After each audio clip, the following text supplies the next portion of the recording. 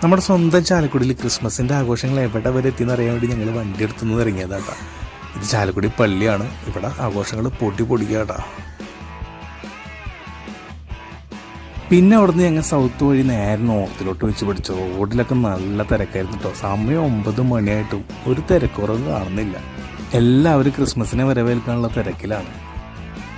ചാലക്കുടി നോർത്തിലെത്തിയപ്പോൾ പൂക്കൻസിൻ്റെ കുതിര പോണത് കണ്ടു കേട്ടോ.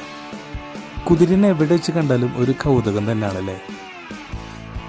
ഇത് നോർത്തിലുള്ള സെൻറ്റ് ജോസഫ് ചർച്ച് ഞങ്ങളുടെ വീടിൻ്റെ തൊട്ടടുത്താണ് കേട്ടോ. ഇവിടെ 2-3 ദിവസമായിട്ട് തന്നെ ആഘോഷങ്ങൾ തുടങ്ങിയിട്ടുണ്ടായിരുന്നു.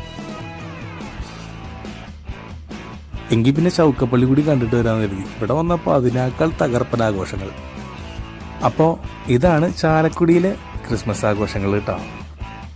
അപ്പോൾ എങ്ങനെ നിങ്ങളും പൊളിക്കല്ലേ?